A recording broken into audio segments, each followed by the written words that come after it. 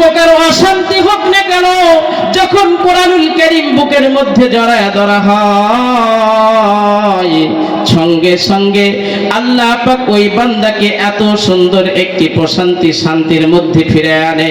এই জন্য বলছি কোরআনুল কারীম এমন একটি দামি সম্পদ।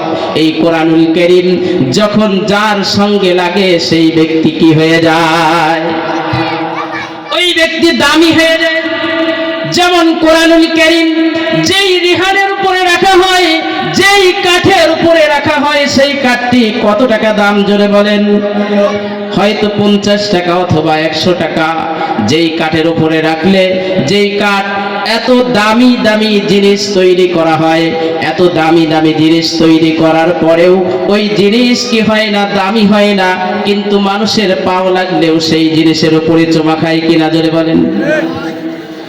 এত দামি টাকার যতই ফার্নিচার আপনি তৈরি করেন না কেন, ওই ফার্নিচারে যখন লাথি লাগে কেউ চুমা খায় না।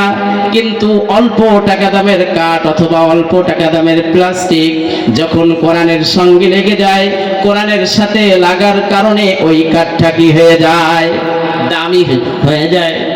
আল্লাহ পাক রব্বুল আলামিন যেই কোরআন আমরা শুধুমাত্র একটি কাপড় দিয়ে পেঁচায় রাখি, এই কোরআনুল কারীম এই কাপড় দিয়ে পেঁচানোর কারণে, এই কোরআনুল কারীম এই কাপড় দিয়ে পেঁচানোর কারণে এই কাপড়টাও কি হয়ে যায়? দামি হয়ে যায়। এই জন্য বলছি মুসলমান ইমানদার আল্লাহর গোলাম, যেই সিনার মধ্যে কোরআনুল কারীম থাকবে সেই সিনাটাও দামি হবে কি হবে না?